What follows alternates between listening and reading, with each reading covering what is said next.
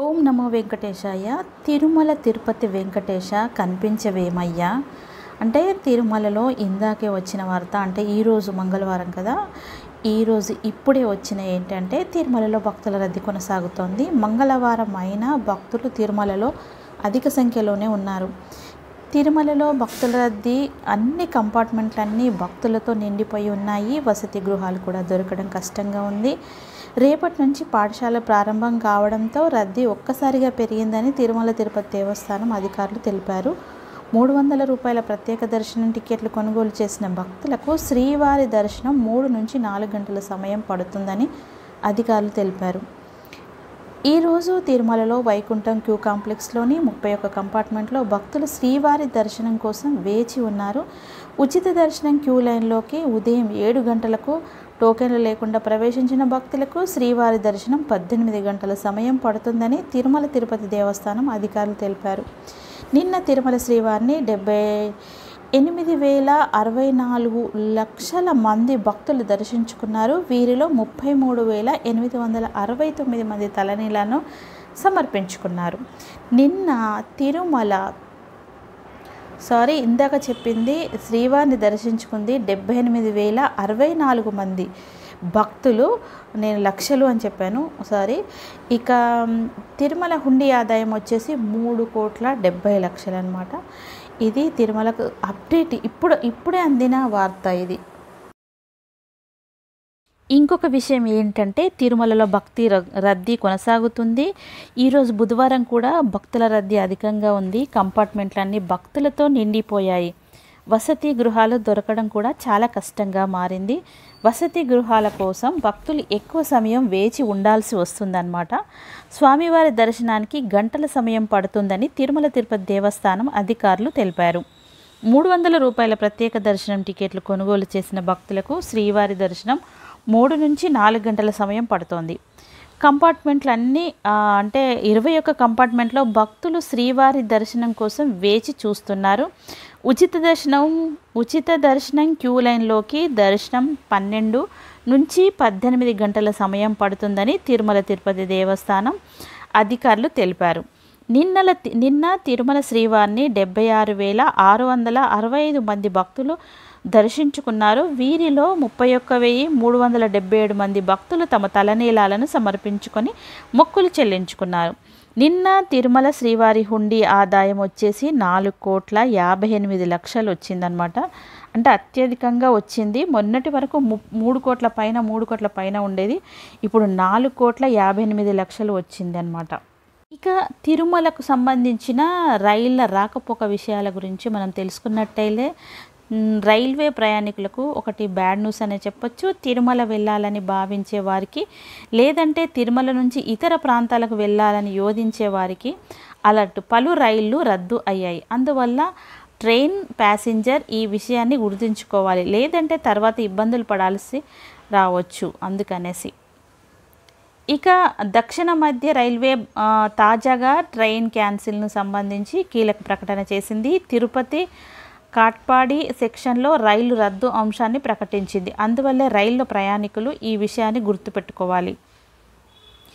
Engineering work కారణంగా ఈ నిర్ణయం తీసుకున్నట్టు తెలిపింది. ట్రైన్ నెంబర్ 07659 తిరుపతి నుంచి కాట్పాడి వెళ్ళే తిరుపతి ట్రైన్ కొన్ని రోజుల్లో ఉండదు. సాధారణంగా ఈ ట్రైన్ ఉదయం 6:50 నుంచి ఉంటుంది.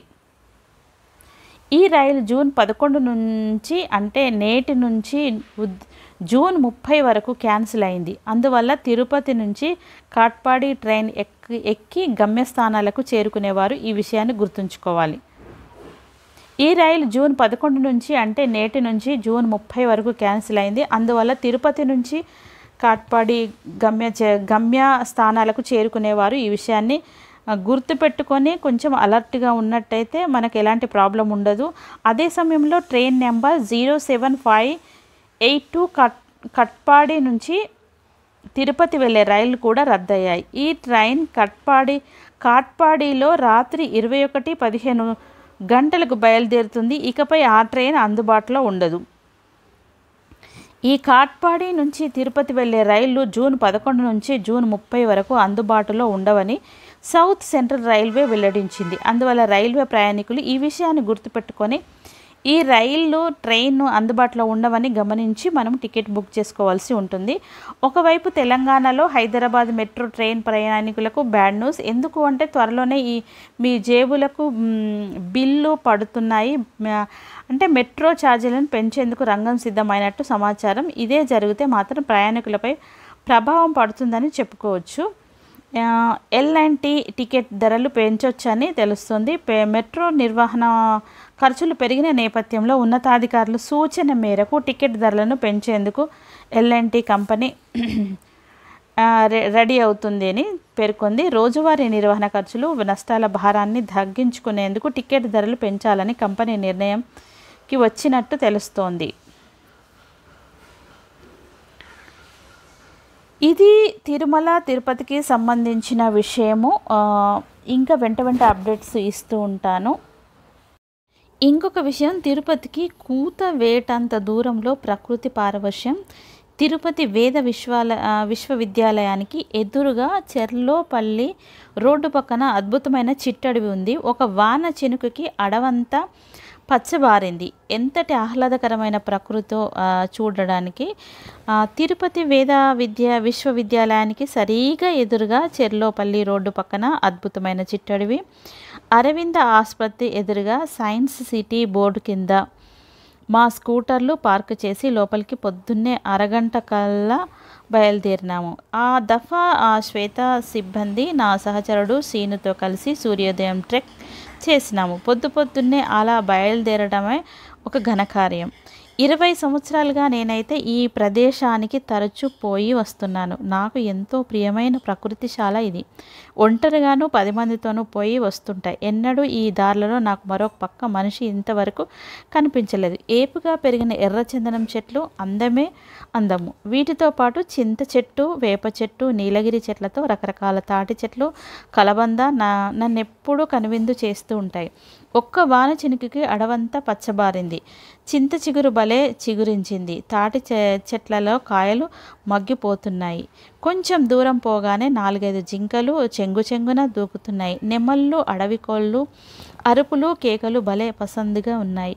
మిత్రుడు కుమార్ ఫొటోస్ తీయడానికి ఉబలాట పడుతుంటే నా సీను వీడియోలు తీస్తూ ఉన్నాడు. గీతాంజలి కూతురు హాసిత ఇట్లా ఓపెన్గా వీటిని చూడటంతో బాగా హుషారెత్తింది.